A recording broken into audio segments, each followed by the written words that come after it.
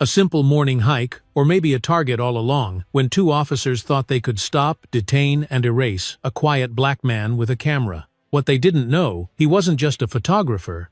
He was a retired Marine sniper, with a record of saving lives and a mind sharper than any courtroom argument they'd ever face.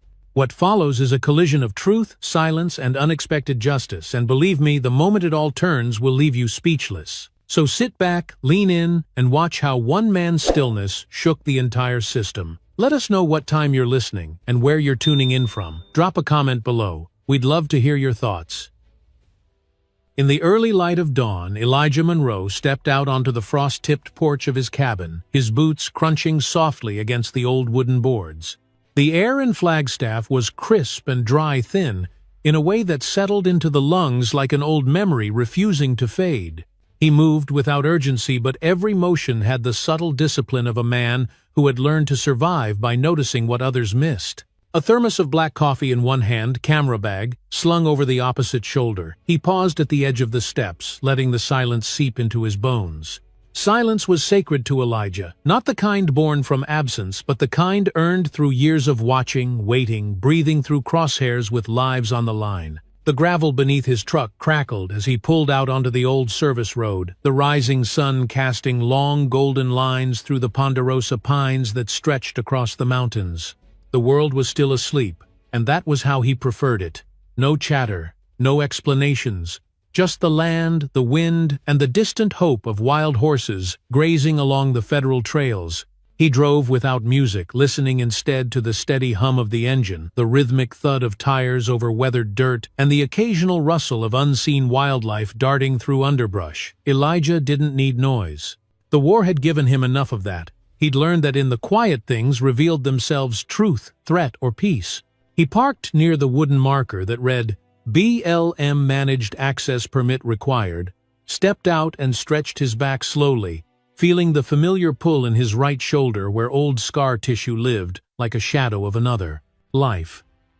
He popped the tailgate and unzipped his gear with care hands, methodical breath steady. The Canon camera nestled in its case was an old friend, now less a tool than a bridge between two worlds, the precision of his past and the fragile beauty of what he now chose to see. He clipped the telephoto lens into place, adjusted the balance, and scanned the horizon with a sniper's patience and an artist's heart. Walking alone through the open terrain, his boots left faint imprints in the dew-soaked dirt, each step slow and certain. There were no voices out here, only wind teasing the tall grass, a crow cawing in the distance, and the occasional crack of tree limbs adjusting to the morning sun. Elijah's eyes narrowed, not in suspicion, but in focus. This was his rhythm now: rise before the world noticed, find what was wild and real, and disappear again before anything could taint it. He spotted a ridge about 600 yards ahead where he'd seen horses last spring, paused to check wind direction out of habit, and hiked on with fluid efficiency. At the summit, he crouched behind a patch of mesquite, adjusted his focus ring, and stilled. There far below, a small herd had emerged from the trees, 7 horses, 2 foals, tails, swishing lazily, unbothered by the world. Elijah didn't smile, not outwardly, but something softened in him. A breath eased, a tension released. He pressed the shutter once, twice, then stopped. He wasn't here to collect images like trophies. He was here to remember what freedom looked like when it wasn't threatened. A gust of wind caught the collar of his jacket, and he instinctively pulled it closer, eyes scanning the horizon again, not for enemies this time, but for changes, for patterns, for anything that didn't belong. He didn't expect trouble today. He had the permits. He was alone. He wasn't trespassing. But deep in his chest, beneath the layers of routine and restraint, there was always the quiet question, will they see me for who I am, or for what they've already decided I must be? He crouched, lower elbows resting on his knees, camera steady on the tripod. The horses moved together with unhurried grace, each step stirring up clouds of dust that caught the morning light like gold. Elijah whispered to himself, not loud enough for anyone else to hear, "This is why I came here." His voice was rough but calm, like weathered stone smoothed by years of silence. Time passed gently on the ridge. The shadows stretched. The breeze picked up. A hawk passed overhead, its wings wide and still, just gliding. Elijah sat still beside his tripod, watching not just the animals but the world they moved through, unclaimed, unshaped, unjudged. He didn't want to leave. Not yet, not ever if he was honest. But a low engine rumble echoed across the canyon, pulling his eyes toward the trail below. A white patrol vehicle crept around the bend, its lights off, tires, slow, deliberate. Elijah straightened his back, stood up, and quietly reached for the small pouch that held his permits. He wasn't worried, at least not in the way civilians often were. He knew how to talk to officers, knew how to be still, be polite, be precise. But still, as the vehicle came closer and the windows stayed tinted, a familiar coldness began to rise inside him. Not fear.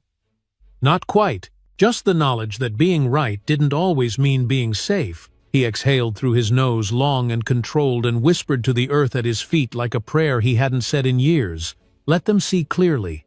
Then he stepped out from the brush, tall, calm, visible, not because he wanted to be seen, but because he refused to be hidden. Elijah first noticed the patrol SUV when it was still a quarter-mile out, weaving through the sagebrush like a slow-moving shadow, pretending to be casual. He was standing beside his truck lens cap, already back in place, the camera resting against his hip as he took one last look at the ridgeline.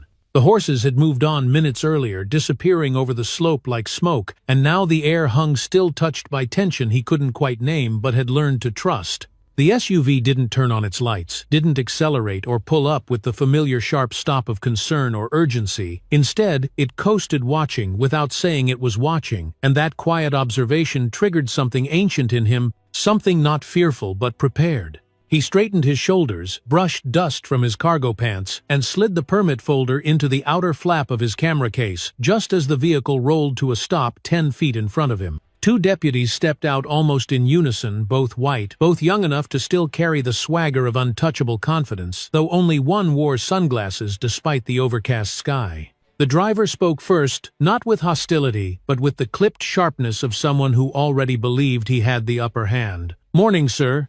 You out here for something in particular?" Elijah kept his posture relaxed, not submissive, not confrontational, just still. "I'm photographing for a wildlife permit. There's a herd of mustangs that grazes near the ridge." His voice was calm, the kind of calm that came not from peace but from endless practice. The officer glanced at the camera, then at the truck, then at Elijah, eyes lingering a beat too long. "You got paperwork for that?" Elijah nodded, unzipping the flap and handing over the laminated sheet. The second deputy circled the truck, already pulling at the door handle. "Doors unlocked?" he asked, without waiting for a reply.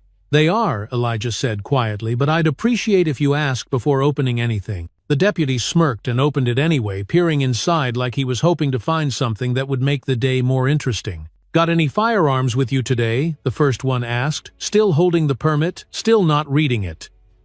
"No," Elijah said simply. "And I haven't hunted in years." The second deputy emerged from behind the truck, holding Elijah's pack like it might bite. "What's this then?" he asked, shaking it gently. "Spare lenses," Elijah replied. "You're welcome to inspect them carefully." But the invitation was unnecessary. They were already halfway through, unzipping it, rifling through compartments with gloved fingers and careless hands. Elijah's jaw tightened just enough to feel it, just enough to remind himself to breathe. He stood there, arms loosely at his sides, heart steady but alert, watching them, watch him searching, not for evidence, but for justification. He'd seen that look before in war zones and border towns and airport terminals where suspicion wore a badge and questions came after conclusions. "Where you from?" the deputy with the sunglasses asked. "Flagstaff," Elijah answered. "Born in Georgia. Served in the Marines. Retired 5 years ago." The deputy let out a low whistle. "Marines, huh? That why you're so calm right now?" Elijah looked him in the eye, not aggressively but directly. "It's why I know when I'm being profiled," he said, "and how to stand still without letting it break me." For a moment the officer held his gaze, something flickering in the space between them, uncertainty, maybe even discomfort, but then it hardened again. "We've had reports of poaching in this area," the other deputy chimed in from behind the truck. "Suspicious vehicles, unauthorized activity. You match a description." Elijah's brows furrowed just slightly. "What description is that?" he asked. The deputy shrugged. "Dark jacket. Pickup. Male subject. Moving alone." Elijah gave a short, breathless chuckle that didn't reach his eyes. "That's half the county," he said. "And this vehicle is registered in my name. You can run the plates." "We will," the first deputy replied, already walking back to the SUV. The other stayed behind arms, crossed eyes narrowing as if trying to decode something dangerous behind Elijah's stillness.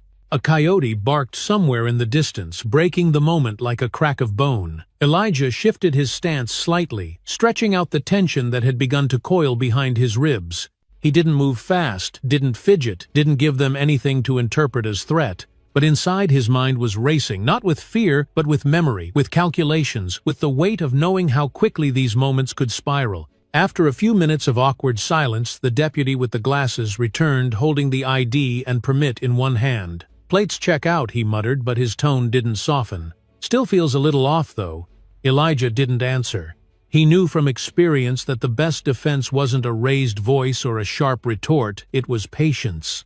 Still, something in his chest ached with the familiar sting of erasure, the sense that everything about him had been reduced to posture and pigment and a photograph waiting to be taken under fluorescent jailhouse lights. "We're gonna have to ask you to come with us," the officer said, "just for a few questions back at the station." Elijah blinked slowly, letting the words sink in, then exhaled through his nose. "You've searched my vehicle, verified my identity, confirmed my permit, and found no cause for arrest," he said, voice low and even. "I'm not resisting, but I'd like to know why I'm being detained." The deputy didn't answer. He just reached for his cuffs. And in that moment, standing beneath an open sky that smelled of pine and iron and old earth, Elijah felt a shift, not of fear or panic, but of resignation. Not defeat, not yet, but a quiet, knowing that once again who he was would matter less than what they assumed. The metal locked around his wrists with a practiced click, not violent, not rushed, but final. As they turned him toward the vehicle, one deputy muttered under his breath, "Could have just walked away, man." Elijah didn't look back. He didn't speak. But in his silence there was a message. One that said, "I've walked through worse than this and come out the other side with my humanity intact." And as the car door slammed shut beside him, cutting off the morning air and replacing it with the sterile scent of vinyl and authority, Elijah leaned his head back against the seat and closed his eyes. He wasn't angry. Not yet. But somewhere deep beneath the stillness something had begun to stir, something cold, precise, and waiting. The ride down the mountain was slow, not because the road demanded caution, but because the deputies wanted it that way, drawn out, deliberate, like they were savoring each second of dominance. Elijah sat in the back of the patrol SUV, his hands cuffed behind him, wrists already aching from the metal, biting into scarred skin that had once carried rifles, not restraints. Outside the window, the landscape passed in wide swaths of color, brown dirt, blue sky, rust-colored ridges, and none of it felt like his anymore. The wind had died down by then, and the silence inside the vehicle was heavy, broken only by the occasional mutter from the front seat, half-sentences meant to be overheard, but not addressed. "Guy thinks he's slick with that gear," one deputy said, chuckling low. "Probably some ex-military nut trying to play photographer." The other didn't answer, just nodded slowly, his eyes on the rear-view mirror, watching Elijah like he was something under glass. Elijah didn't respond. He had learned long ago that silence was not surrender, it was strategy. His spine stayed straight against the vinyl seat. His breath measured his thoughts, circling like slow-moving storm clouds that hadn't yet touched ground. They passed a road-signed county route, 5 miles to the Flagstaff precinct, and Elijah closed his eyes for a moment, remembering a time when that same road led him home from weekend hikes, camera full of light and memory. Now it led him somewhere else entirely. He opened his eyes slowly as the SUV turned off the highway, gravel popping beneath the tires, the station looming ahead like a bunker in desert camouflage, solid beige and indifferent. The vehicle rolled to a halt near the side entrance, the one used for processing, not guests. One deputy opened the rear door and said casually, "Watch your step," as if they weren't the ones who had knocked him off balance to begin with. Elijah stepped out carefully, feet finding the ground with the precision of someone trained to move quietly, even in chains. The metal cuffs clinked as he shifted, and one of the officers grinned. "You make a habit of walking around with expensive gear in government zones." Elijah tilted his head slightly, meeting the man's eyes. "I make a habit of doing things legally," he said. "You should try it sometime." The smirk faded, but the hand on his shoulder tightened as they guided him through the back hallway of the station. The air inside was sterile and cool, humming with the faint buzz of fluorescent lights and a distant printer somewhere out of sight. The walls were lined with photos of local officers, old flags, plaques celebrating service that in that moment felt like a contradiction. As they walked him past the front desk, a young woman with a clipboard glanced up and hesitated her eyes, catching on the gray in Elijah's beard, the calm in his walk, the quiet tension in his eyes. For a moment she looked like she might ask a question, but the glance from the officer beside her kept her mouth shut. They led him into the booking room where the overhead lights were too bright, flattening everything into sharp shadows and harsh lines. One officer pulled out a form, the other removed his wallet and phone, setting them down on a tray like confiscated contraband. "Name," the clerk asked. "Elijah Monroe," he answered evenly.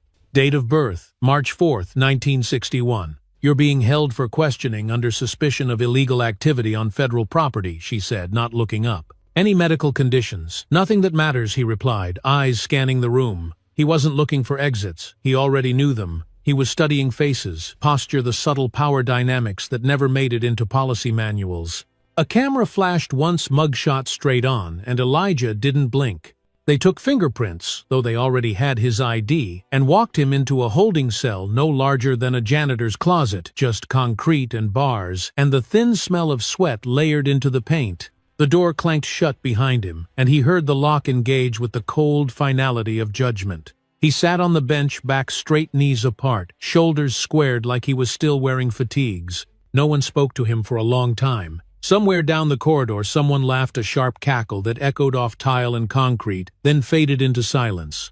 Elijah leaned forward slightly, resting his elbows on his knees, hands still cuffed, the metal digging deeper with each passing minute. He tried rolling his wrists subtly, finding no slack. His shoulders were beginning to cramp, but he didn't shift. Endurance was something he knew how to manage. He thought of his father, a soft-spoken man who had taught him to plant his feet firmly when facing injustice, and to never let another man's anger shape his own. He thought of his son Andre, long grown, now raising a family in Atlanta, unaware that his father was sitting in a holding cell for photographing wild horses under a legal permit.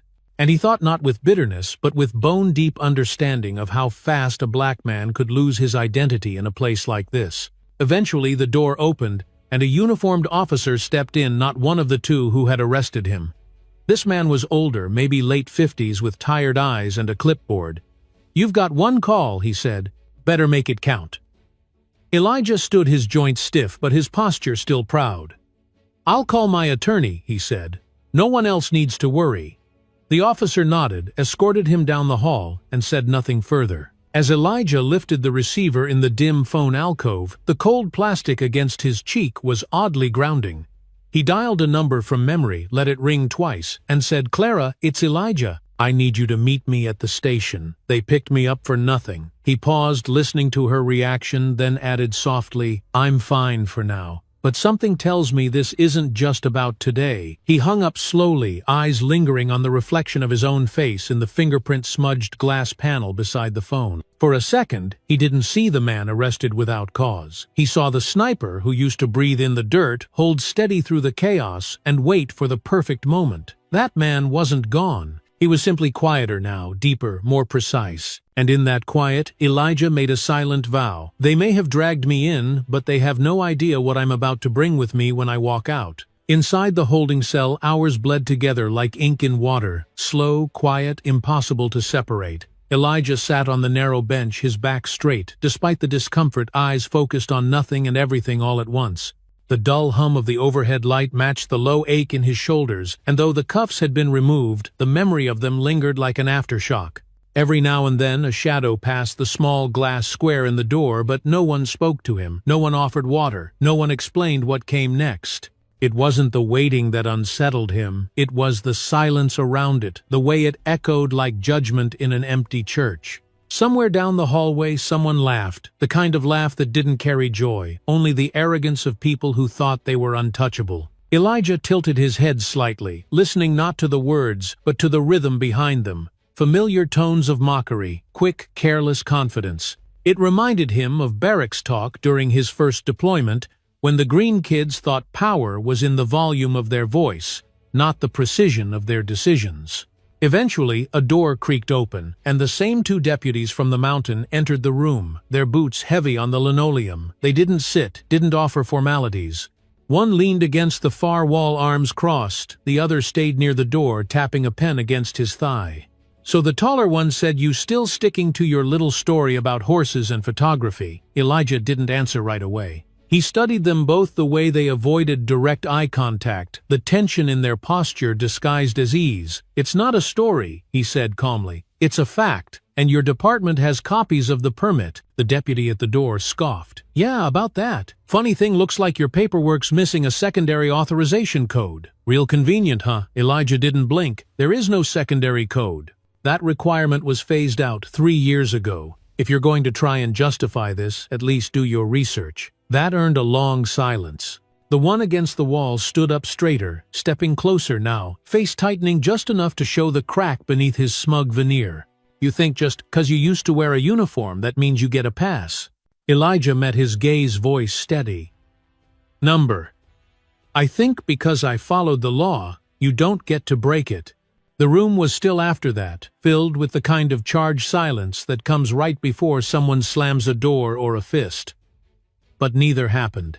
Instead, the deputy muttered, "You got a mouth on you," and turned to leave, brushing Elijah's shoulder just a little too hard on the way out. When the door clicked shut again, Elijah exhaled slowly, the breath long and deliberate, not to calm himself, but to maintain control. He knew this wasn't about law-breaking, it was about territory, about perception, about how threatening it is to some men when a black man speaks with clarity and refuses to shrink. He leaned back against the wall, closing his eyes not to rest but to review. He retraced every moment since the mountain, every word spoken, every glance traded, every step taken. A good sniper doesn't just observe the enemy, he observes the terrain, the timing, the temperature of a room. And this room was cold in all the wrong ways. Somewhere above him a vent clicked on, and a faint gust of air whispered down like a distant warning. Elijah opened his eyes again. The pain in his wrists had faded into a dull throb, but the tension in his jaw had returned. He wasn't afraid. But he was aware now fully completely that these men weren't operating under protocol. They were performing, and he had become the prop in their little play. Time passed. The hallway quieted. No laughter now. Just footsteps, low murmurs, distant doors opening and closing like a clock with no numbers. Eventually, a young officer appeared at the door, clipboard in hand, hesitation in her eyes. She looked to be in her mid-20s, pale, skin-tight bun nameplate that read, Sanders. She unlocked the door without speaking, motioned for him to follow. Elijah stood slowly, his joints stiff, his body older than it had been the last time he was walked down a hallway like this. They moved in silence until they reached the processing counter. She paused, glancing at him. "They didn't rough you up, did they?" The question was quiet, almost afraid of itself. Elijah looked at her, his tone kind but unwavering.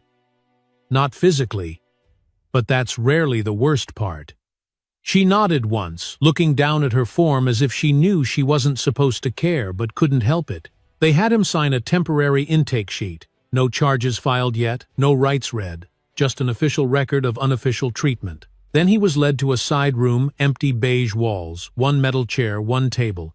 And waiting for him on the other side for the first time since this began, was someone who looked like she belonged in the room for reasons other than control. Clara Nguyen, sharp black suit, reading glasses, and a file already open in front of her. She didn't rise when he entered. She didn't smile. But her eyes met his with something close to respect. "Mr. Monroe," she said, voice low but clear. "Let's talk about what really happened up there." Elijah sat across from her, his body aching, but his mind sharper than ever. "It's a long story," he said, adjusting his seat. She clicked her pen once and nodded. "Good," she replied. "We've got time." And for the first time all day, Elijah felt something shift inside. Not relief, not yet, but recognition. That someone had finally walked into the room to listen, not to assume. To understand, not to control. He didn't know where this would lead.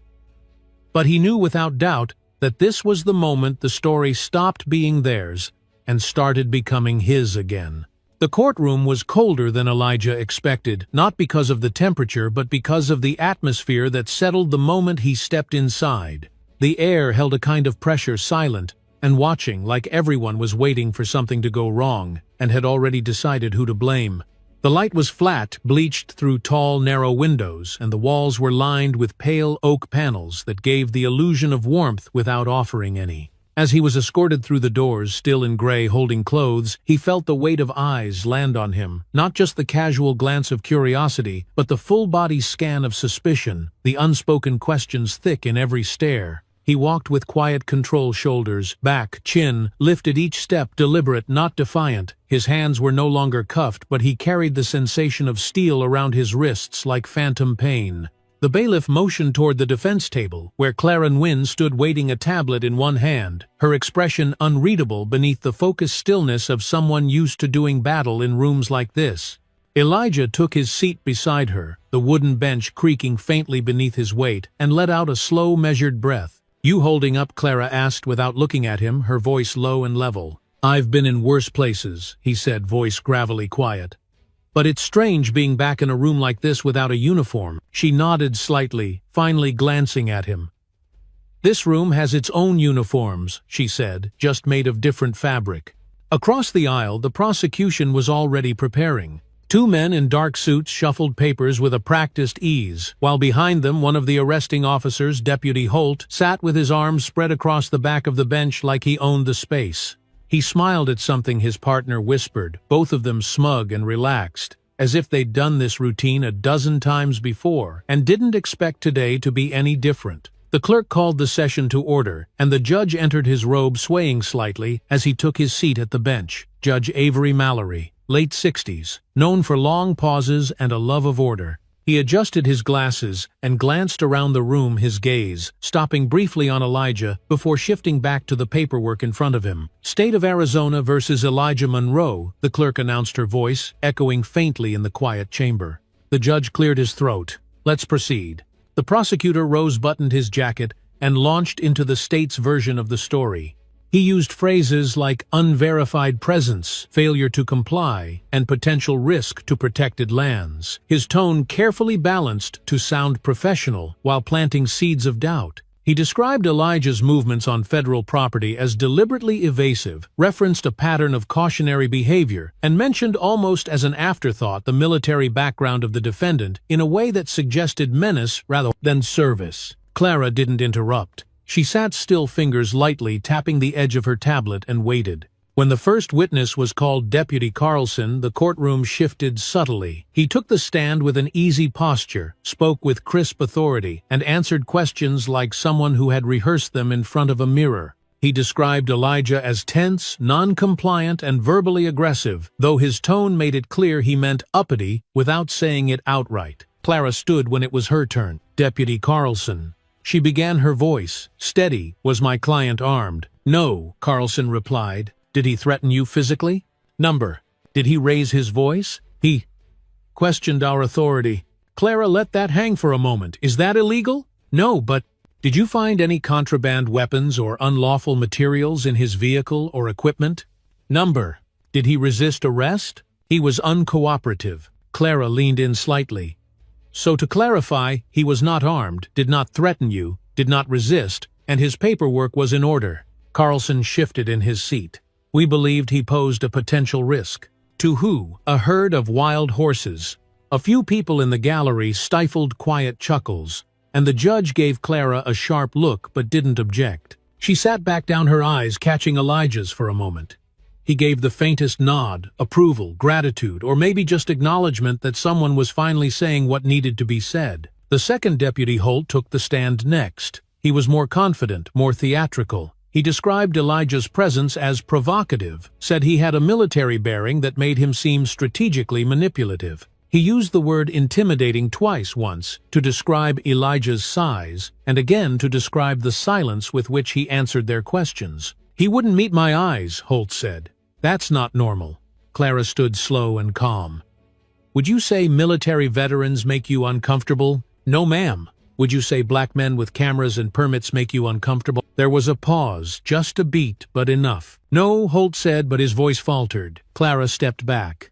No further questions. The judge called for a recess, and the room slowly emptied, people, rising papers, gathering footsteps, echoing off polished tile. Elijah remained seated for a moment longer, staring at the empty witness chair where Holt had just sat. He didn't feel vindicated, not yet.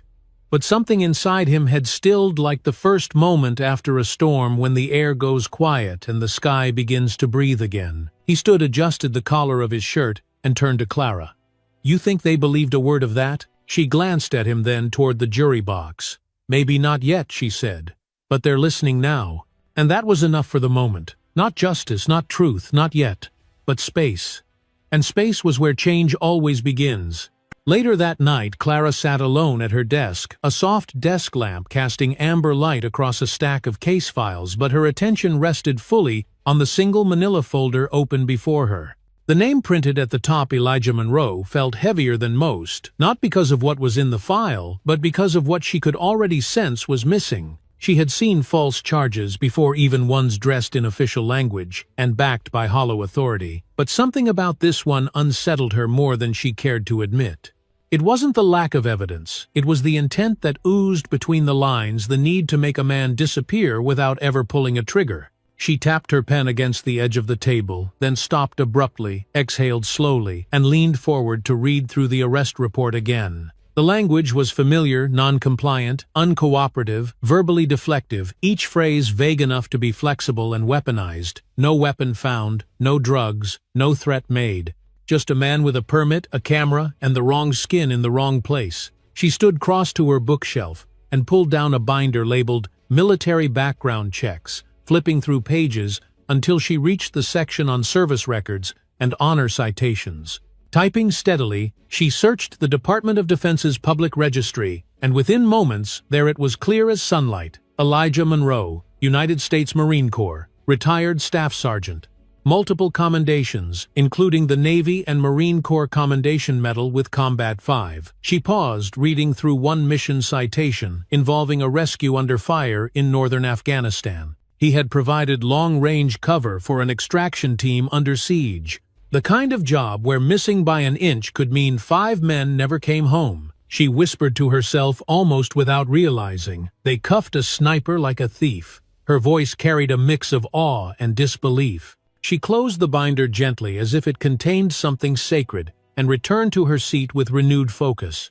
She wasn't just dealing with a bad stop, this was about erasure, about undoing a man's identity piece by piece until only their narrative remained. Clara opened a new legal pad and began to scribble notes: witnesses, character references, expert testimony permit, validation, military service timeline, prior civil engagement. The next morning she met Elijah in the small, undecorated conference room beside the courthouse holding cells.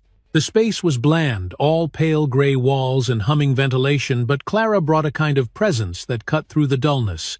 She sat across from him with the file closed in front of her, and he watched her silently, waiting for her to speak, not with desperation, but with the quiet stillness of someone used to reading the room before saying a word. "I ran your records," she said finally. "Your service record, your commendations. You weren't just a Marine, you were elite." Elijah gave a short nod, nothing proud, just factual.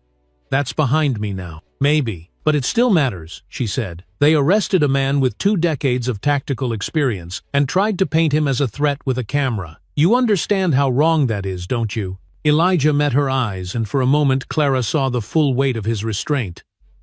"I do," he said. "But I also know the system isn't built to care about that. Not unless we make it." She paused, then leaned forward slightly. "I think you're right, which is why I'm not just building a defense. I'm preparing for a reckoning." There was a long silence, one not born of hesitation but of calculation. Finally Elijah said, "You're not like most court-appointed lawyers I've met." Clara smiled faintly, the first real smile she'd offered him. "That's because I stopped working for the court a long time ago. These days I work for people who've been forced to carry silence like a shield. People like you." He nodded slowly, then leaned back in his chair, letting the tension settle into something manageable. "I'm not asking for favors. Just fairness." "That's all I want too," she said. "But we're going to have to take it. They won't give it freely." She handed him a list. "This is everything we need from you contacts, who can speak to your character, any footage from your gear, timeline details from the day of the arrest. I know it's asking a lot." Elijah took the paper, scanned it quietly, then said, "You're not asking more than I've already given. I've fought for people I never met. I can fight for myself now." Clara watched him as he folded the paper neatly and tucked it into his shirt pocket.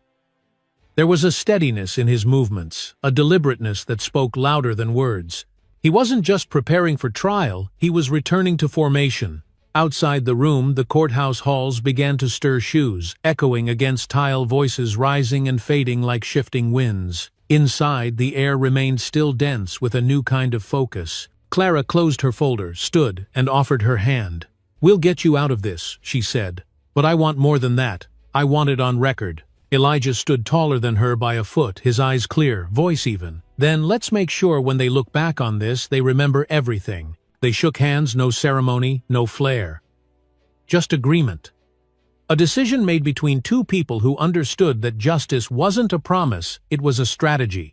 As Elijah left the room, the light from the hallway touched his shoulders, casting a long shadow behind him, not because he was burdened, but because some men carry so much truth the world can't help but notice when they finally decide, "Speak." Clara spent the next 48 hours like a woman possessed, not by panic or fear, but by a fierce, focused clarity that only came to her when she was staring down the machinery of injustice.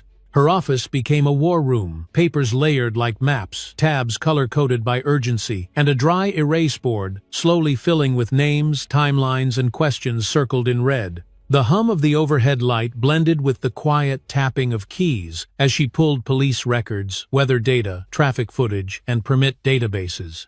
Her phone buzzed constantly, a rhythm of clipped conversations, some cooperative, others resistant, but all pointed toward a singular goal: dismantle the lie before it solidified into someone else's truth. At her desk, a stack of printed screenshots from social media accounts sat in a folder labeled Pattern of Conduct. She had already found 2 citizen complaints against deputies, Holt and Carlson, filed in the last year, both quietly dismissed, both involving black men, both disturbingly similar to Elijah's case. Clara knew that in court details didn't just matter, they decided lives. So she combed through everything, noting timestamps, procedural inconsistencies, and the missing body cam data that had mysteriously failed to upload. When she finally paused to sip cold coffee, the sun was already low in the sky, streaking the office windows with gold.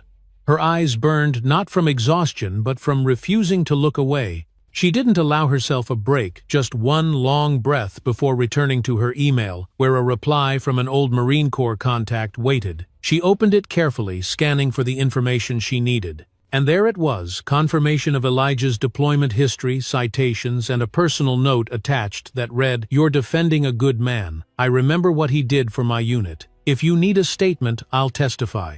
She sat back, letting that line settle deep into her chest, like the slow drop of a heavy stone into still water. It wasn't just a character witness, it was proof of weight, of legacy, of sacrifice that couldn't be rewritten by the careless narrative of 2 officers on a power trip. She added the name to her witness list, highlighted it in green, and circled it twice. She wasn't just building a case. She was constructing a truth so undeniable it would pierce through every false word spoken in that courtroom like light through stained glass.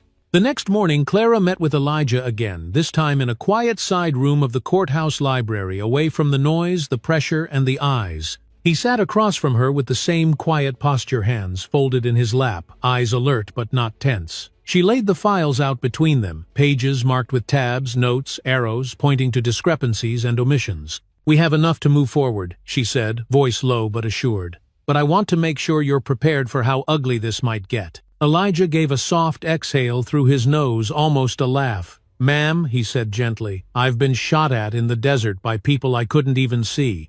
This is just a different kind of battlefield." Clara nodded slowly. "Fair enough. Then let's talk strategy." They went over every detail, the footage recovered from a gas station camera that caught the patrol car trailing him long before any report had been made, a bystander's video shaky but damning, showing officers pulling Elijah from his car without explanation, the patrol logs edited after the fact, and the digital timestamp discrepancy that proved the report had been filed after the arrest, not before. The more they examined it, the more it became clear this wasn't a misunderstanding. It was a setup wearing the face of standard procedure. Clara leaned forward, pressing 2 fingers against a specific paragraph in the report. "Right here," she said. "This line says you appeared unusually calm and that it was considered suspicious. That's how they're framing your demeanor as guilt. Elijah's jaw flexed slightly, but he didn't speak right away. He read the line again, then said, "They expected fear or anger." "But I've spent too many years learning how not to flinch." Clara gave a short nod. "And that's what they'll try to twist against you. They don't know what to do with someone who doesn't match their idea of a suspect," he replied. "That's where they made their mistake," Clara said, voice sharpening just slightly. "They arrested a man who doesn't bluff, doesn't panic, and doesn't back down." She slid a letter across the table, an official statement from a former commanding officer, written with formal language but pulsing with personal truth. It described Elijah as the kind of man who never fired unless it was absolutely necessary, and ended with a line that read, "He served this country with humility and honor. To see him treated this way is a stain on all of us." Elijah held the paper for a moment longer than expected, then folded it carefully and slid it back into the file. "Thank you," he said simply. Clara smiled softly. "You're not alone in this." That's what they didn't count on. They spent the next hour finalizing the argument structure, rehearsing testimony points, and identifying emotional cues to avoid or embrace. Clara was clinical but compassionate, never using legalese unless she translated it immediately, never pushing Elijah to say more than he was ready to say. She understood that part of defending someone was not just speaking for them, but listening to the silences they carried. When they finished, Elijah stood, his movements slow but deliberate. He looked around the room, then back at Clara. "Whatever happens in that courtroom," he said, "I want you to know I've already won." Clara raised an eyebrow. "How do you figure?" "Because they tried to make me small," he said. "And here I am, standing tall with the truth at my back." She didn't respond right away. Instead, she simply extended her hand, and when he shook it, it felt less like a formality and more like a vow, a mutual recognition of purpose. As he left the room, Clara remained seated, glancing at the files spread before her like pieces of a map waiting to be assembled. Outside the narrow window, the light was shifting, clouded but not dim. She could feel the pressure building, the weight of what was coming. But she wasn't afraid. Not of the prosecutors, not of the judge, not of the twisted story they would try to sell, because now she had something stronger than evidence. She had a man who refused to disappear. And in a system built to erase that refusal, was the loudest truth of all. The courtroom was hushed, almost reverent, as Elijah stepped through the double doors, his boots echoing against polished floors like slow declarations. He wasn't cuffed this time, wasn't escorted, wasn't guided by arms at his elbows, just his own steady stride, the weight of his presence, and the silence that gathered behind him like a slow tide. There was no whispering, no side comments, just the low rustle of suits shifting and the soft creak of benches as heads turned. Some recognized him from the news, others from the arrest video, but most didn't know him at all, and yet every eye followed him as if they did. Clara was already seated at the defense table, organized as always, a stack of folders to her, left a laptop open and humming quietly before her. She looked up only briefly as Elijah approached, gave him a small nod, not reassurance, not encouragement, but something closer to respect. He slid into the chair beside her and adjusted the collar of his shirt, his face unreadable, but composed, his fingers interlaced loosely in front of him. There was a calm in him, but it wasn't passive, it was active, charged, like a current just below the surface, waiting for the right moment to strike. Across the aisle, the prosecution sat with too much confidence, shoulders back, smiles too ready. Deputy Holt leaned against the wall with his coffee, like a man attending a staff meeting, and Mercer flipped through papers with a kind of idle grace that said he didn't believe for a second that the truth would shift the room. The judge entered minutes later, robe-flowing expression, grim but methodical. He adjusted his glasses, scanned the room, and gave a single nod. "Let's proceed," he said. Mercer stood first, straightened his tie, and began with what he called clarification. His voice was smooth, almost friendly, but it was laced with implication, heavy with framing. He played body cam footage clips, fragmented and conveniently cropped. Elijah's truck parked on the side of the road, the approach, the request for license and registration, the camera shifting just as voices rose, then cutting to Elijah being pulled from the car. The volume dipped in and out. The timestamps jumped. Clara didn't flinch, didn't even blink. When Mercer finished, he turned back toward the judge and said, "The footage confirms that the officers acted within procedural norms, especially given the suspect's ambiguous behavior and refusal to answer direct questions." Clara stood calmly, buttoned her blazer, and stepped forward. "Your Honor," she said with the court's permission, "I'd like to submit supplementary evidence collected in the past 48 hours, including external footage and audio-verified chain of custody documentation and a Department of Defense letter relevant to the defendant's identity." Mercer raised an objection, something about late submission, but the judge overruled it. "Proceed," he said, his voice cautious, now attentive. A monitor was wheeled in, and the lights dimmed slightly. Clara played the first video grainy footage from a gas station security camera. It showed Elijah alone, calmly filling his tank, glancing at his phone, then getting into his truck. In the next frame, the same patrol SUV that would later arrest him drove slowly through the lot, circled, once paused behind his vehicle, then pulled out. The same SUV appeared again 10 minutes later, tailing Elijah through a quiet residential street. No sirens, no urgency, no dispatch call. Then Clara played the audio. From inside Elijah's truck, the voice of one officer, "You look nervous." Elijah's voice low but clear, "I'm just heading to a photography site. I have a permit." The officer again, "That's reason enough." A ripple moved through the courtroom, not loud but palpable. Shifting shoulders, raised eyebrows, tight jaws. People glanced at each other, not for validation, but to be sure they weren't the only ones hearing what they were hearing. Clara let the silence stretch for a moment, then introduced the final exhibit, a letter signed and stamped from the Department of Defense. She read aloud, "Mr. Elijah Monroe is a retired United States Marine Corps Staff Sergeant decorated with the Navy and Marine Corps Commendation Medal for actions taken in a high-risk field operation. He is recognized for saving the lives of 4 fellow Marines during an active engagement." She paused, then added, "One of those men was Captain James F. Mallory, the younger brother of Judge Avery Mallory currently presiding." The judge's hand froze mid-turn of a page. He looked up slowly, his eyes landing on Elijah, and for a full 5 seconds the room didn't move. Not one breath, not one shuffle. Just the knowledge passing from one man to another, past the black robe, past the bench, past the courtroom walls. "Mr. Monroe," the judge said, voice quieter, now less certain. "Is this true?" Elijah stood slowly, his voice steady. "Yes, sir. But I wasn't trying to be recognized. I just wanted to be treated fairly." The judge looked down, fingers tightening around his pen, then set it aside altogether. Clara spoke again, this time softer. "Your Honor, the narrative presented by the prosecution was built on omission. My client wasn't acting suspiciously, he was exercising caution. He wasn't being aggressive, he was being silenced. The officers didn't discover a threat, they created one." And then, as if on cue, the last piece played a deposition from a young officer who had witnessed Holt and Mercer talking outside the courtroom 2 days prior. His voice trembled, but his words were clear. They were laughing about the arrest. Said the guy was acting like a hero. Said it didn't matter who he was because they'd buried stories like his before. I couldn't stay quiet after that. No one laughed now. Mercer's face tightened. Holt stood abruptly as if preparing to speak, but the judge raised a hand. "Enough." He leaned forward, voice slow, deliberate. "I've seen a lot in my years on this bench. I've made mistakes. I've corrected some and I've missed others. But I won't miss this one." He turned to Elijah. "Mr. Monroe, this court owes you more than a verdict. It owes you its attention, and from this point on it will have it." The room remained still as the judge adjourned the hearing, but the silence felt different this time, less like a waiting room, more like a reckoning.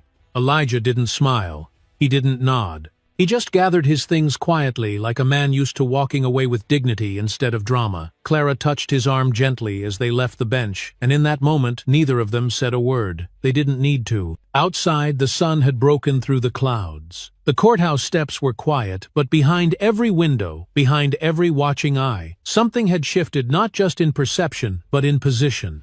Elijah Monroe hadn't demanded the room. He had earned it. And now, for the first time in days, his footsteps sounded like they belonged to someone no one would dare forget again. That night, after the courtroom emptied and the reporters finally gave up waiting for a comment that wouldn't come, Elijah sat alone on the back porch of his home, the city lights flickering faintly in the distance like a tired constellation. The air was cool and dry, the kind that slipped into your chest without asking permission, and he welcomed it, letting it settle against his skin like a quiet truth. He hadn't spoken much since leaving the courthouse, hadn't tried to explain what it felt like to be seen, not as a problem, not as a symbol, but as a man. And yet, even with the judge's words echoing in his head, something inside him refused to loosen. Across from him sat his sister Camille, who had flown in that morning without warning, her coat still hanging on the arm of the porch, swing a half-empty cup of tea growing cold between her hands. She didn't ask questions, not at first. She just watched him the way only someone who's known you all your life can, without judgment, without pressure, just waiting for the moment when silence finally grows heavy enough to tip. "You could have been killed," she said quietly, her voice calm but steady. "And I wouldn't have even known where you were." Elijah nodded, not in agreement but in understanding. "That's the point, Cam," he said, eyes still fixed on the horizon.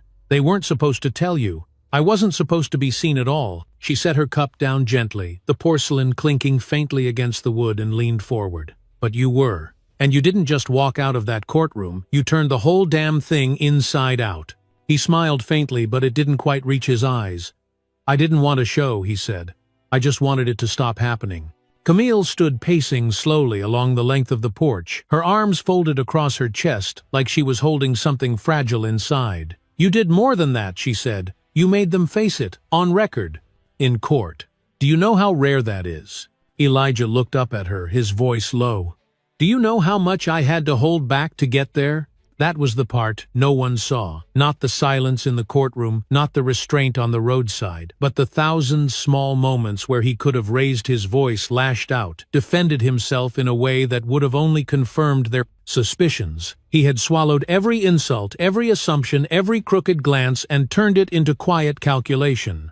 That wasn't weakness, it was survival. Generational. Inherited like calluses.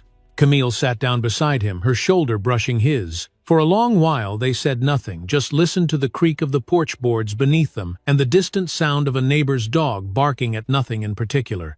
Elijah tilted his head back, looked up at the stars beginning to break through the night, and felt the weight begin to shift, not gone, not yet, but no longer pressing on just him alone. His phone buzzed on the table beside him, a single line of text from Clara Judge Mallory, "Asked to speak with you privately. Says he owes you more than a ruling." Elijah stared at the message, then slid the phone face down the screen, going dark. "You gonna go?" Camille asked, her voice softer now. "I don't know," he said. "Part of me thinks I don't need anything else from him, and the other part," he sighed, "wants to know if he actually saw me, or just felt guilty enough to pretend." She didn't answer. She didn't have to. The next afternoon Elijah arrived at the judge's chambers unannounced as requested. No press, no lawyers, no court record. Just a quiet room, 2 chairs, and a man who once wore the same uniform, now seated behind a polished desk, with his robe folded across the back of his chair like a burden waiting to be reclaimed. Judge Mallory stood as Elijah entered, his hands trembling slightly, not from weakness but from weight. "Elijah," he began, voice lower, rougher than it had been in court, "I didn't know who you were, not until I saw the file. And even then?" Elijah raised a hand, cutting him off without sharpness. "Let's not waste time with apologies," he said. "We've both heard enough of those." Mallory sat down, slowly nodding.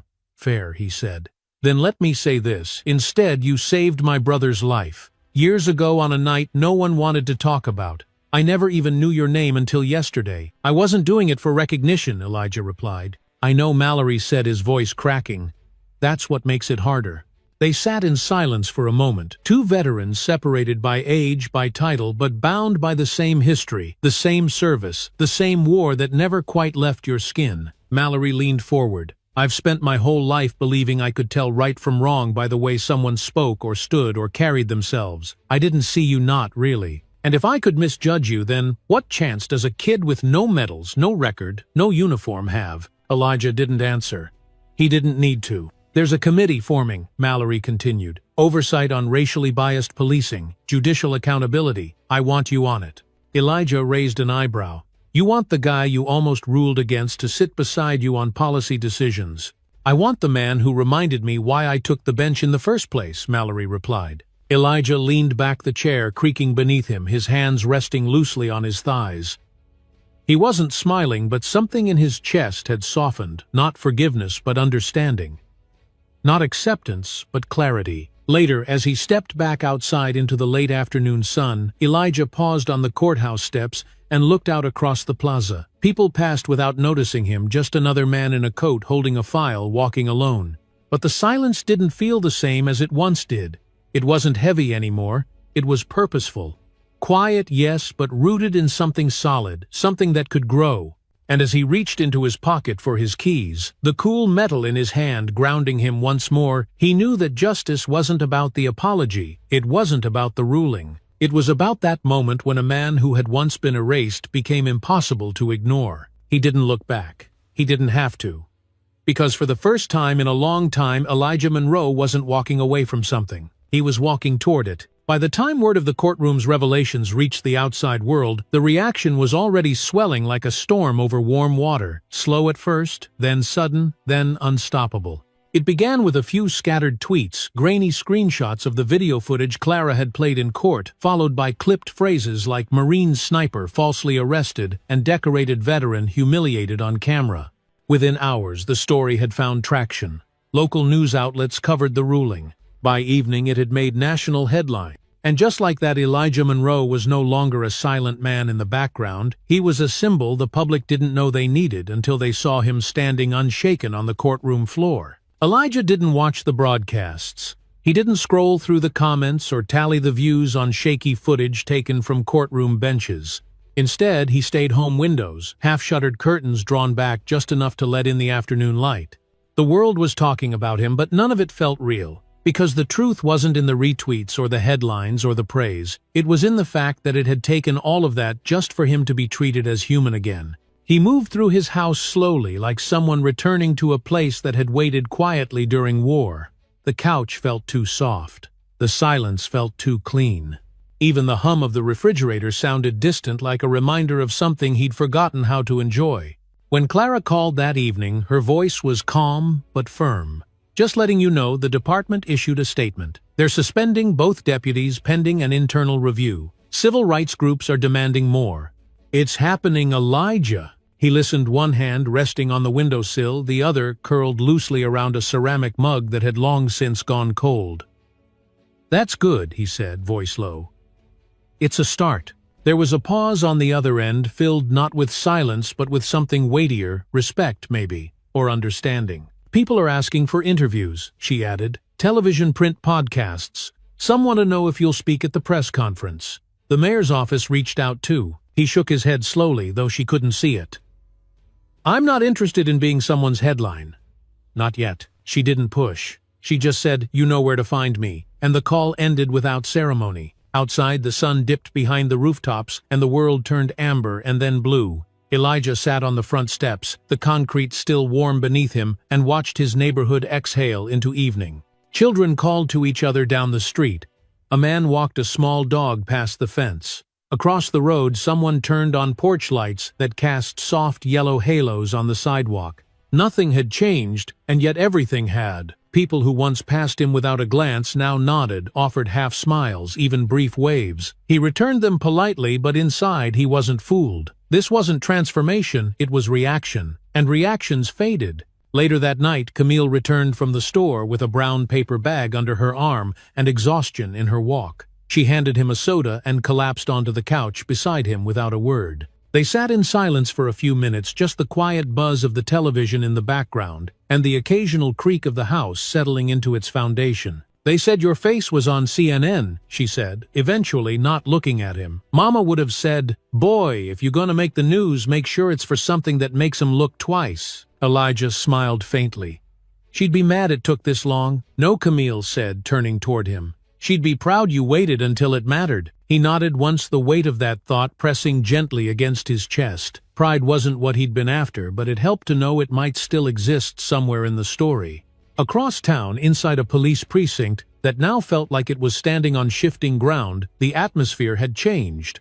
The open confidence of Holt and Mercer was gone, replaced by quiet tension, cautious glances, and whispered conversations that stopped abruptly when someone entered the room. Their badges had been turned in, their service weapons locked away in a drawer neither of them could touch. Mercer paced the hallway, his hands jammed deep in his pockets, face pale, voice lowered to a mumble. Holt sat in a chair outside Internal Affairs, arms crossed tight against his chest, jaw clenched, refusing to speak to anyone but his lawyer. You think this guy just walked in and pulled that off on his own? Mercer whispered sharply when the hallway emptied for a moment. That had to be a setup. Someone helped him. Holt didn't respond. He stared at the floor like it owed him an explanation, but it wasn't talking. Doesn't matter, Mercer muttered more to himself than anyone. They'll forget in a month. These things always fade. But even as the words left his mouth, he didn't believe them. Not really. Because when he'd looked at the judge's face during the hearing, seen the shift, the weight, the recognition, he knew something had broken. And not just for them. For the system that had protected them for too long. Back at home, Elijah stood in front of the bathroom mirror, running warm water over his hands, watching the lines in his reflection, like someone reacquainting themselves with a version of truth they hadn't touched in years. He saw the gray in his beard, the quiet in his eyes, the strength that didn't need to prove itself anymore. He didn't see a headline, he didn't see a symbol. He saw a man who had walked into a fire without raising his voice and came out whole. As he turned off the faucet and dried his hands slowly, he caught sight of something taped to the wall just above the light switch, an old photo faded at the edges of him in uniform standing next to 3 other Marines, all of them smiling through dirt and exhaustion. He stared at it for a long moment, then reached out and straightened it gently between his fingertips. He didn't need applause, he didn't need revenge, he needed space to breathe and time to think. And tonight, for the first time in a long time, he had both. The invitation arrived, not by mail, not through a press release, but through a quiet knock on Elijah's front door, just as the sun began to rise and paint the street in a soft, forgiving light. A young man in plain clothes, no badge, no emblem, handed him a sealed envelope and offered a nod that was neither stiff nor rehearsed, just respectful. Elijah thanked him without asking questions, then stepped back inside and let the screen door ease shut behind him with a soft creak. He stood at the kitchen counter with the envelope in hand, its edges clean and folded with purpose, and for a long minute he didn't open it. He just stared at it the way one might stare at a distant mountain before deciding whether it's worth climbing. When he finally broke the seal, the message inside was brief and without pretense. "We would like you to be present at the city's public hearing on law enforcement oversight and misconduct. Your presence is requested not for testimony but to listen and to be seen." There was no flattery, no demand, no hint of politics, just an acknowledgement that his silence had already spoken louder than any microphone ever could. He folded the letter, once slid it into his jacket pocket, and poured himself a fresh cup of black coffee, steam rising in quiet spirals as his thoughts settled. By late afternoon, the city hall was surrounded by camera crews and clusters of activists holding cardboard signs with names written in bold marker. Some names he knew, most names the world should have known, but didn't until tragedy gave them breath. Elijah arrived without fanfare, dressed simply in a navy shirt and worn slacks, his camera bag slung loosely across his back like a part of him that refused to be left behind. He didn't walk with a crowd. He didn't speak to the reporters who turned their heads as he passed. He simply entered the building, nodded once to the security guard who recognized him, but said nothing, and found a seat near the back where the fluorescent lights didn't sting so sharply. The hearing was already underway, a panel of council members seated at the long table in front, their voices amplified through crackling microphones that buzzed slightly at the edges of certain syllables. Community leaders took turns, speaking some with anger, some with pain, all with urgency. They spoke of broken trust, of systemic failures, of sons pulled from cars and daughters followed through stores. The room was packed yet quiet, in a way that demanded listening not for debate but for truth. At one point, an older woman stood with her cane, her voice soft but clear as she said, "I never thought I'd see the day when someone like Mr. Monroe could walk into this room and not be dismissed." A ripple moved through the audience, not applause but something heavier, acknowledgement, reverence, maybe even regret. Elijah didn't shift in his seat, didn't lower his gaze, didn't nod in thanks. He simply absorbed it the way one might absorb sunlight after a long winter, grateful but cautious. After the meeting adjourned, a few people approached him, not for photos, not for praise, but to thank him for standing still when it mattered most.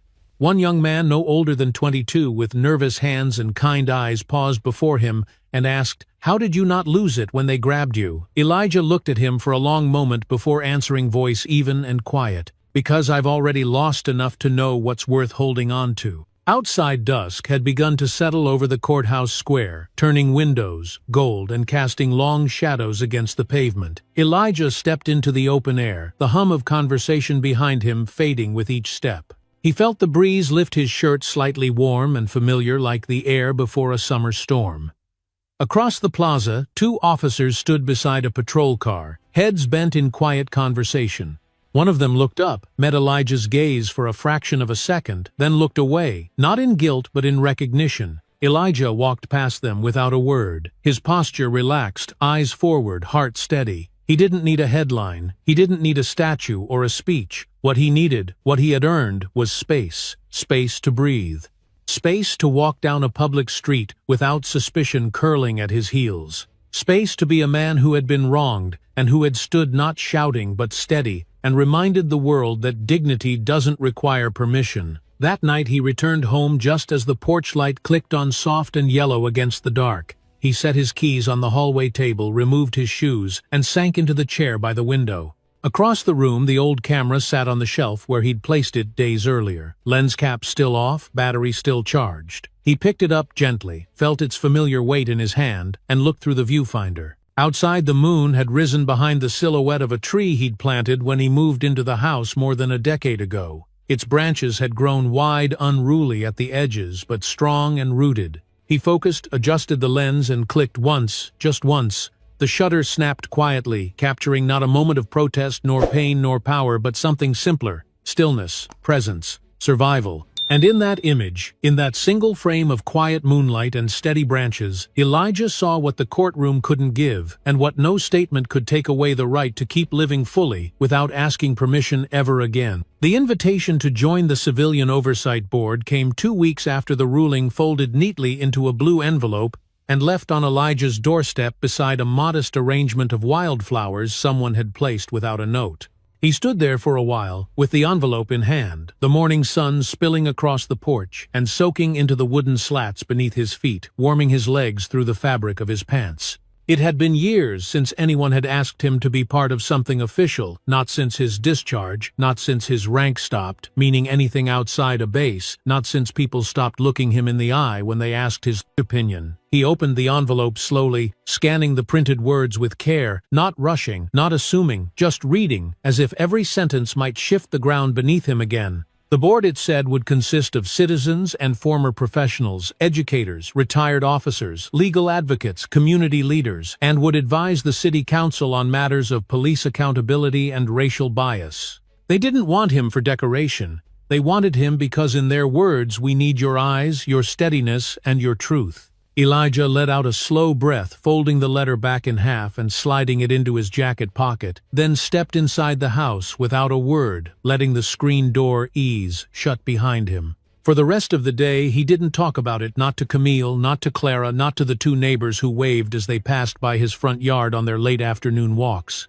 He mowed the lawn, watered the azaleas, made himself a sandwich, and ate it in the shade, all while turning the idea over in his mind like a stone between fingers. Because the truth was, he hadn't wanted to be involved, not really.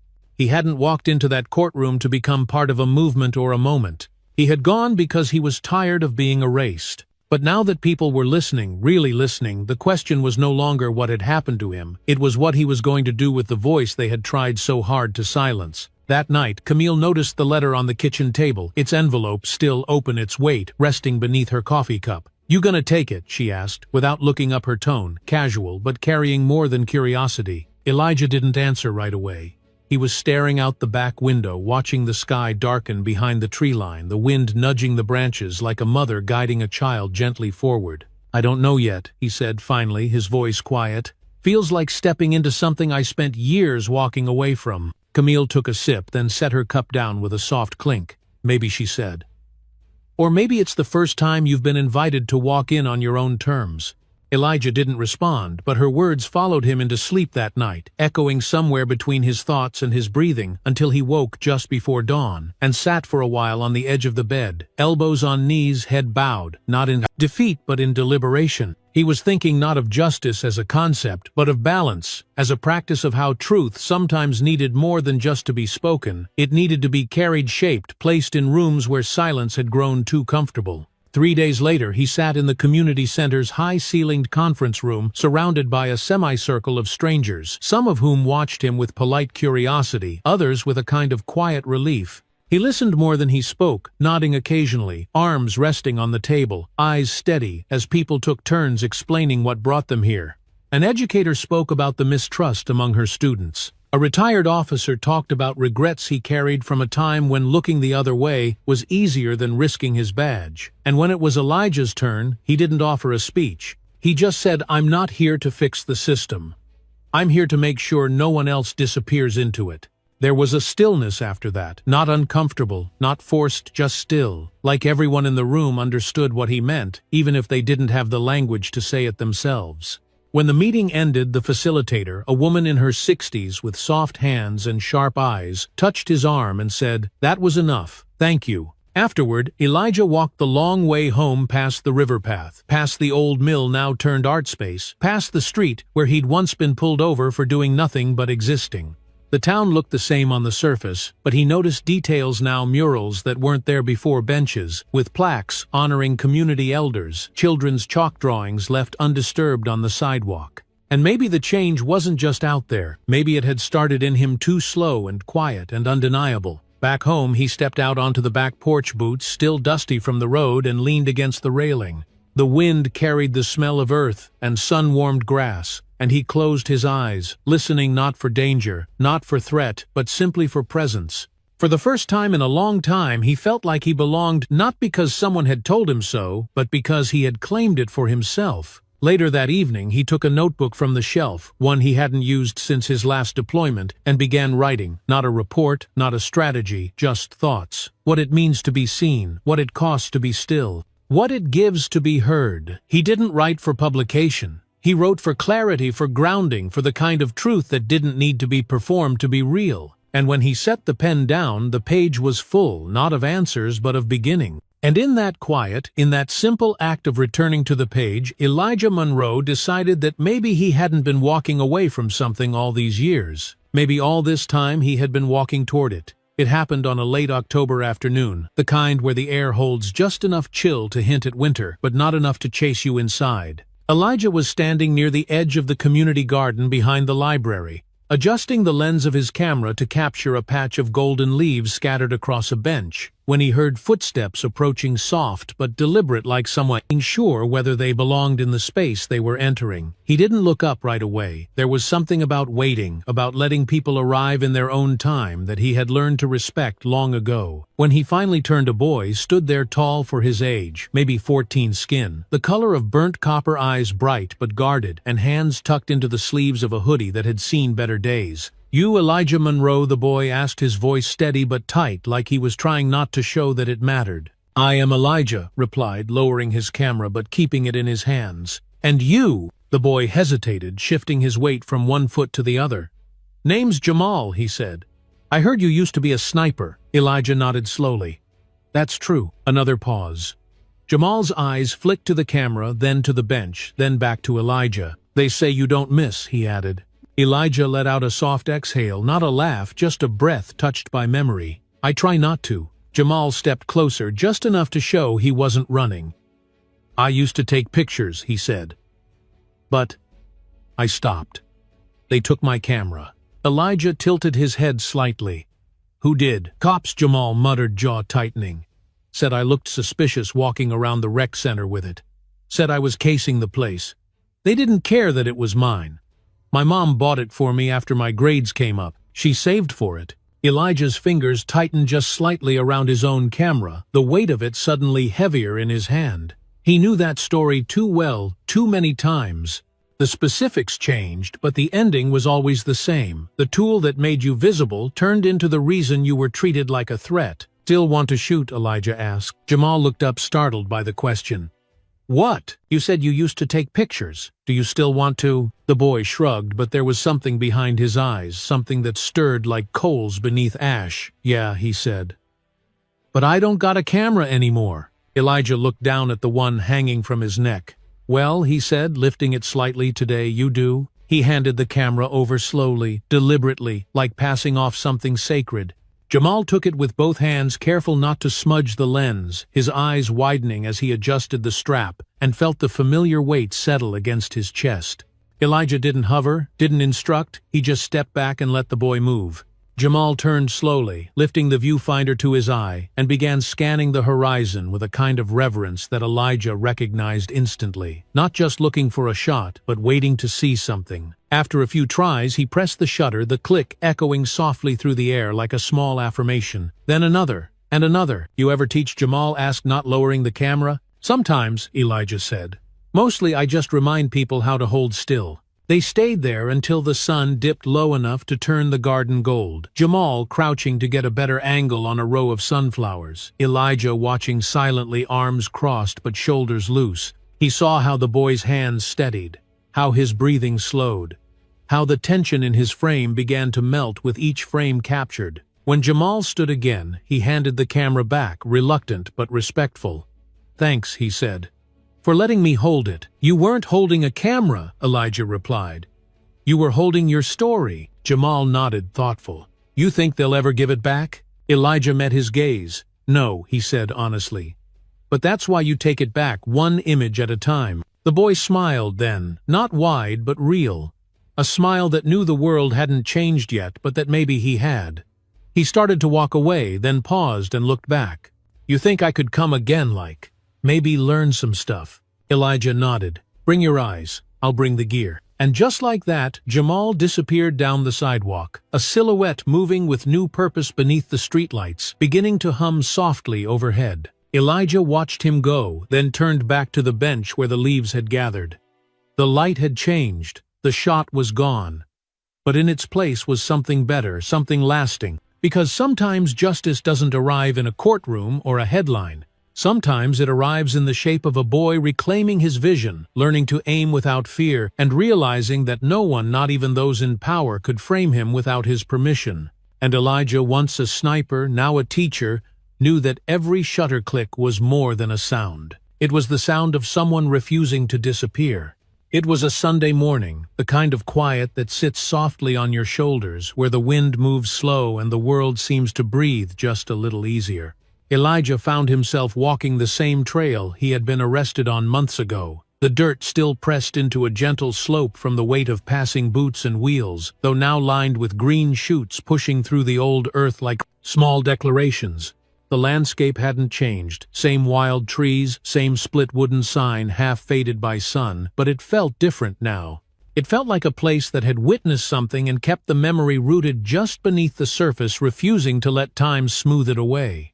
He walked with hands in his jacket pockets, camera slung across his shoulder, not looking for anything in particular, just letting the path carry him forward. There was a stillness inside him that hadn't been there before, something solid and grounded, the kind that didn't ask for attention but refused to be shaken loose. Up ahead, the trail curved gently to the left, and just beyond it, a familiar ridge came into view, the same spot where he had crouched once to photograph a herd of mustangs at sunrise, moments before flashing lights turned the morning into something else entirely. He stopped at the top of the slope, resting one foot on a flat stone embedded in the ground, and looked out across the valley. The wind caught the edges of his jacket, tugging at the fabric like a child asking for attention, and he closed his eyes for a moment, letting the air brush past his face. Somewhere in the distance a bird called out, and the sound echoed gently through the trees, undisturbed and free. Behind him footsteps approached, and he turned slowly, expecting another hiker, maybe a ranger.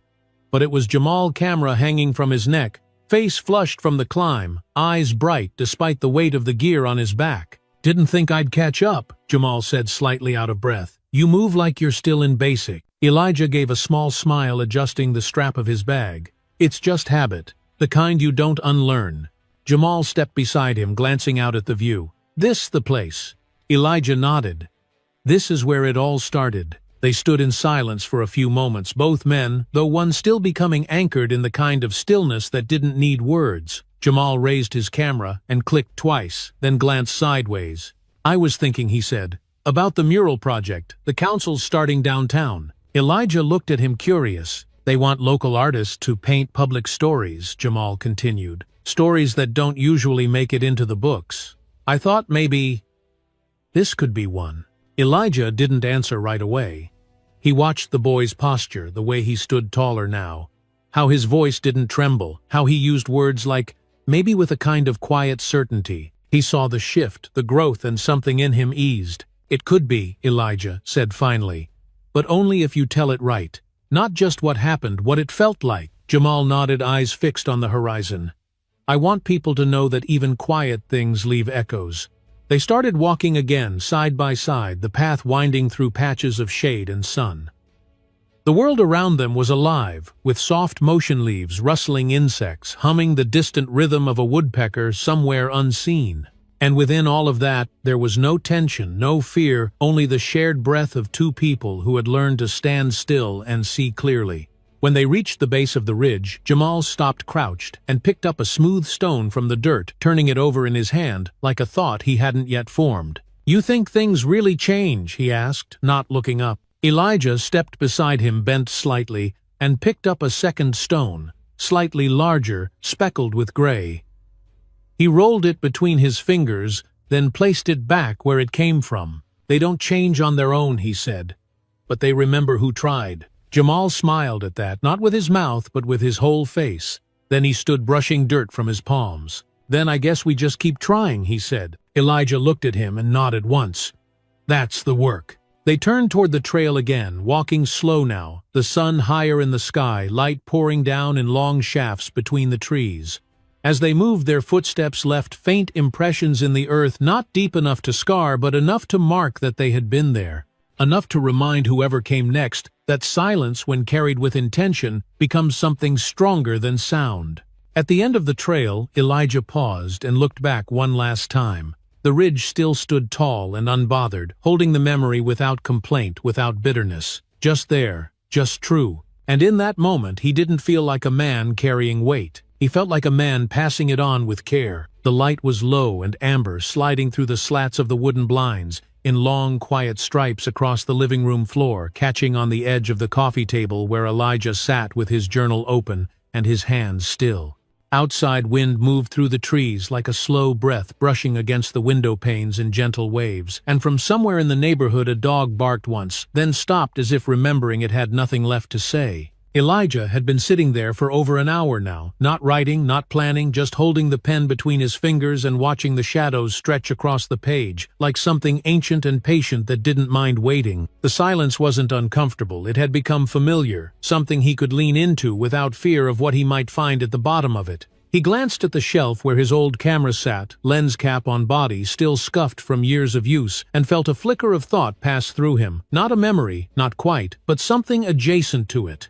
Lately, he had been thinking more about legacy, not in the grand sense of how history might remember him, but in the smaller, quieter ways, who he'd spoken for what he'd left behind, how many lives had felt even momentarily less alone because something he'd done or refused to let happen.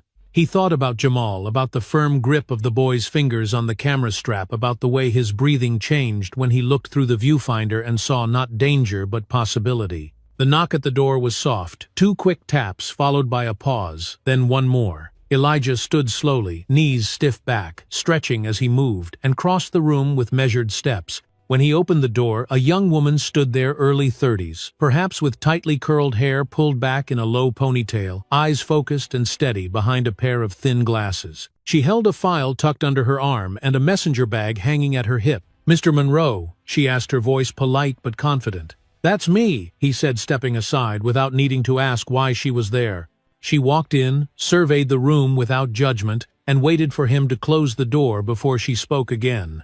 "My name is Renee Washington. I'm part of the State Archives Project for Veterans' Oral Histories.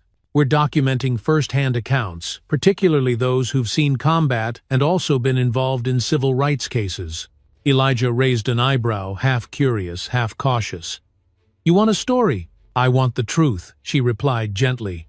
"But only if you're ready to tell it." He gestured toward the couch, and they sat, two people divided by decades, but drawn together by something deeper than time. Renee pulled out a small recorder, placed it on the table, and asked for permission. Elijah nodded, then leaned back into the cushions, one arm resting along the frame of the couch, as he took a breath that didn't rush. "What do you want to know?" he asked. "Whatever you think matters," she said. "Start wherever you want." He thought for a moment, eyes drifting toward the window where the sun was now slipping below the horizon, casting everything in a soft golden haze. "There's this idea people have," he began, "that a man like me only fights in one kind of war." Renee didn't interrupt. She didn't nod. She just waited. I used to think the same thing, Elijah continued. That my duty ended when I turned in my rifle and walked off that base. That what I'd done, what I'd survived, would be enough to earn me peace on the other side of it. He paused, his voice steady but with something low beneath it like gravel under water. But peace don't come easy, he said. Especially when you come back to a country that sees your skin before your service. I had to fight to be seen again, not as a soldier, just as a man. Renee clicked her pen, once made a note, but didn't speak. I never raised my voice in that courtroom, Elijah said. Didn't have to. My silence was the loudest thing in the room. He talked for almost an hour, not about medals or battles, but about moments, about watching young officers flinch when they realized he wasn't afraid, about walking through his neighborhood like he was unwelcome in a place he helped keep safe, about how he carried his discipline like armor in a world that didn't think twice about wounding him with words, with doubt, with handcuffs. He spoke of his father who taught him to fix fences and keep his eyes level. He spoke of his mother, who told him stories at night, so he'd grow up knowing that his voice belonged in the world even when the world tried to mute it. When he finally stopped, the room was darker, now filled only by the soft hum of the fridge and the faintest trace of birdsong fading outside. Renee clicked off the recorder, then looked at him not like an interviewer but like someone who had just received a gift. "Thank you," she said, "for trusting me with that." Elijah nodded once. "Just make sure you tell it right." "I will," she promised. After she left, he sat there a little longer, listening to the night settle around him. No one would ever fully understand what it cost to carry that much silence, to hold back anger when it was earned, to meet accusation with stillness instead of fire. But maybe now someone would remember that restraint could be resistance too, that a man who stood without shouting could still shake the ground. He reached for his notebook again, flipped to a new page, and began to write, not about the war or the courtroom or the oversight board. Just one line: "There is power in standing still when the world tells you to kneel." Then he set the pen down, leaned back, and let the quiet return, not as a burden, but as a choice.